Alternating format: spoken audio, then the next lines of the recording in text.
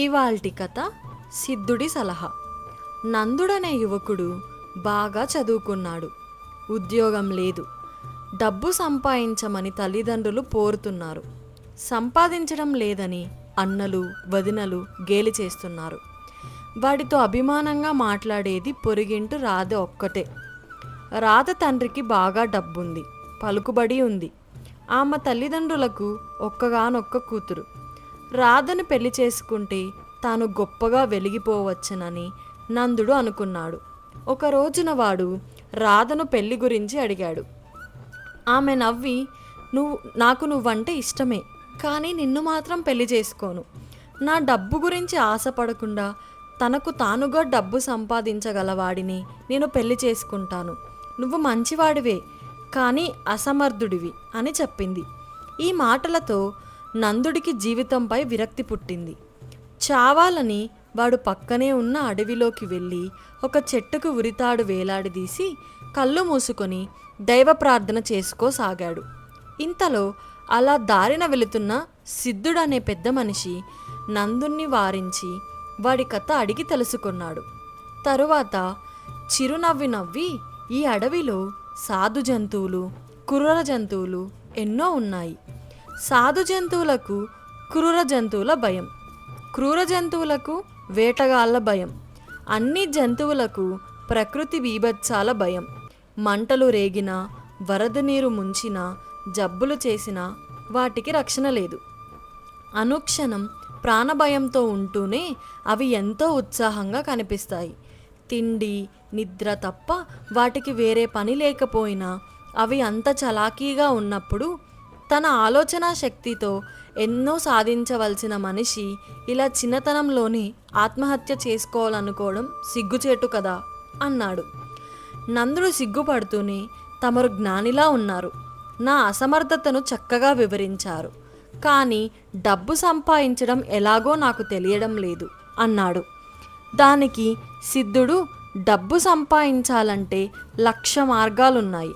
ఇతరుల మీద ఆధారపడిన వాళ్ళకి గౌరవం ఉండదు. కలో గంజో త్రాగి స్వతంత్రంగా బ్రతుకు, అంతా నిన్ను గౌరవిస్తారు. మనుషుల మధ్య ఉండలేకపోతే ఈ అడవిలో ఉండు. ఇక్కడ కందమూలాలున్నాయి, ఫలవృక్షాలున్నాయి, అవి తింటూ పొట్ట పోసుకుపోవచ్చు. కానీ ఇక్కడ ప్రతి నిమిషం ప్రాణభయం. మనిషికి చేసిన సదుపాయాలేమిటో, వాటి విలువ ఎంత గొప్పదో తెలుసుకోవాలంటే అడవిలో ఉండాలి. అప్పుడే నీకు తోటి మనుషుల పట్ల గౌరవభావం ఏర్పడుతుంది. లేదంటావా, నాతో పట్నం రా, అక్కడ నీకు ఏదో దారి కనబడబోదు అన్నాడు. అడవిలో ఉండడం ఇష్టం లేని నందుడు సిద్ధుడితో బయలుదేరాడు. వాళ్ళు అడవి దాటి ఒక ఊరు చేరుకొని సత్రంలో బస చేశారు. ఒక రాత్రివేళ దొంగ ఒకడు సిద్ధుడి దగ్గర ఉన్న డబ్బు దొంగలించి పారిపోతుండడం గమనించిన నందుడు వాని పట్టుకున్నాడు. సత్రంలో ఉన్న జనమంతా కలిసి దొంగను చితకదన్నాలన్నారు. సిద్ధుడు వాళ్ళని వారించి, ముందుగా వీడు దొంగతనం ఎందుకు చేశాడో కనుక్కుందాం అన్నాడు. అప్పుడు దొంగ తన కష్టాలన్నీ చెప్పుకున్నాడు. అక్కడ ఉన్న వాళ్ళందరూ అది విని జాలిపడమే గాక వాళ్ళలో కొందరు కన్నీళ్లు కూడా పెట్టుకున్నారు. ఇది చూసి సిద్ధుడు నవ్వి, కన్నీళ్లు కడుపు నింపవు, వీడికి కావాల్సింది జాలి కాదు, డబ్బు. మన మధ్య ఒక మనిషి దొంగగా తయారయ్యాడంటే ఆ తప్పు మనదే అని చెప్పాడు. అక్కడున్న వాళ్ళందరూ సిద్ధుడి మాటలకు తల ఊపి అప్పటికప్పుడు దానం చేశారు. 100 వరహాలు పోగయ్యాయి. దొంగ ఆ డబ్బు తీసుకొని సంతోషంగా వెళ్ళబోతుంటే సిద్ధుడు ఆపి, నువ్వు దొంగగా ఈ సత్రంలో అడుగుపెట్టావు, బిచ్చగాడిగా మారి వెళ్ళబోతున్నావు, నీకు మానాభిమానాలు అంటూ లేవా అన్నాడు. అయితే నేనేం చేయాలి అన్నాడు దొంగ. నీ ఊరేదో చెప్పు, నేను వెళ్ళి ఈ డబ్బుతో మీ వాళ్ళ అవసరాలు తీర్చుతాను అన్నాడు సిద్ధుడు. అప్పుడు దొంగ సిద్ధుడు కాళ్ళ మీద పడి, అయ్యా, నాకు అయిన వాళ్ళెవరూ లేరు, ఒంటరిగాన్ని, బుద్ధి గడ్డి తిని దొంగతనాలకు దిగాను, ఇక మీదట దొంగతనాలు చేయను, ఈ ఊళ్ళో నాకెవ్వరూ పని ఇవ్వరు, ఈ 100 వరహాలతో మరే ఊరేదైనా వెళ్ళి వ్యాపారం ప్రారంభించి నీతిగా జీవిస్తాను అన్నాడు. సిద్ధుడు నవ్వి, ఈ ఊళ్ళో నీకెవ్వరు పని ఇవ్వకపోతే మాత్రం నీకు నష్టమేమిటి? నీకు లేని కష్టాలను కల్పించి చెప్పి మా అందరి చేత కళ్ళ నీళ్ళ పెట్టించావు. అంటే నువ్వు గొప్ప నటుడివి. నువ్వు నాటకాలాడి డబ్బు సంపాదించుకో. దొంగతనం చెడ్డది, నటన గౌరవమైన వృత్తి అంటూ దొంగ నుంచి డబ్బు తీసుకొని అక్కడున్న ఒక పెద్ద మనిషికిచ్చాడు. సిద్ధుడు చెప్పిన దానికి దొంగ ఒప్పుకోక తప్పలేదు. సిద్ధుడు నందుడు అక్కడి నుంచి బయలుదేరారు. దారిలో నందుడు సిద్ధుడి తెలివిని మెచ్చుకున్నాడు. దానికి సిద్ధుడు, కొందరు అవసరం కోసం దొంగతనాలు చేస్తారు, కొందరు కష్టపడలేక దొంగతనాలు చేస్తారు. మనకు దానగుణం ఉంటే సరిపోదు, ఆ దానం సరిగ్గా ఉపయోగపడేలా చూడడం కూడా మన బాధ్యత అన్నాడు. మీ వంటి మహాజ్ఞానులు ఊరూరా ఉంటే ఎంతో బాగుంటుంది. ఈ ప్రపంచంలో నేరాలన్నవి ఉండవు అన్నాడు నందుడు. జ్ఞానం అందరికీ అంటదు, అలాగే జ్ఞాని అందరికీ ఉపయోగపడడు. ఈ ప్రపంచానికి అవసరమైనది జ్ఞానం కాదు, డబ్బు. ఆ డబ్బు కోసమే దొంగ దొంగతనం చేయబోయాడు. నువ్వు చావాలనుకున్నావు. పట్నం చేరాక నిన్ను నా యజమాని వద్దకు తీసుకువెళతాను. డబ్బు జ్ఞానం రెండూ ఉండడం వల్ల ఆయన నా వంటి జ్ఞానులు చాలా మందిని పోషిస్తున్నాడు. నీకు ఏదో దారి చూపిస్తాడు అన్నాడు సిద్ధుడు. పట్నం చేరేలోగా నందుడు సిద్ధుడు ప్రతిభని మరికొన్ని విషయాల్లో కూడా చూశాడు. ఒకచోట రోగి ఒకడు చావబతుకుల్లో ఉంటే బంధువులంతా చుట్టూ చేరి దైవ ప్రార్థనలు చేస్తున్నారు. సిద్ధుడు వాళ్ళని కోప్పడి, ఈ రోగి ముఖంలో మృత్యుకళ లేదు, ముందు వైద్యుని పిలిపించండి అన్నాడు. వైద్యుడు వచ్చాక సిద్ధుడు రోగి ముఖ కవలికలను బట్టి తనకు తోచింది చెప్పాడు. వైద్యుడు ఆయన పాదాలు స్పర్శించి, వైద్యశాస్త్రం క్షుణ్ణంగా చదువుకున్న నాకీ విషయం స్ఫురించనే లేదు. తమరు అవతార పురుషులై ఉండాలి. ఇక ఈ రోగి ప్రాణాలు నిలబెట్టడం నాకు చిటికెల మీద పని అన్నాడు. రోగి బంధువులు సిద్ధుడికి డబ్బిస్తామన్నారు. ఆయన నవ్వి, నాకు తోచింది నేను చెప్పాను. మీకు ఉపయోగపడినందుకు చాలా సంతోషం. నా తెలివి భగవంతుడిచ్చిన గాలి నీరులా ఉచితంగా అందరికీ ఉపయోగపడాలని నా కోరిక అని అక్కడి నుంచి కదిలాడు. ఇంకొక చోట సిద్ధుడు భాగ్యవంతుడొకడికి వజ్రాల ఎన్నికల్లో సాయపడ్డాడు. ప్రతిఫలం తీసుకోలేదు. చివరకు ఇద్దరూ పట్నం చేరుకున్నారు. సిద్ధుడు నందుడికి తన ఇంట ఆశ్రయం ఇచ్చాడు. మర్నాడు నందుణ్ణి వెంటబెట్టుకుని సిద్ధుడు తన యజమాని వద్దకు వెళ్ళాడు. ఆ యజమాని పట్టు వస్త్రాలు ధరించి ఉన్నాడు. మెడలో రత్నాల హారాలు వేసుకున్నాడు. అత్తరు పరిమళంతో గుమగుమలాడిపోతున్నాడు.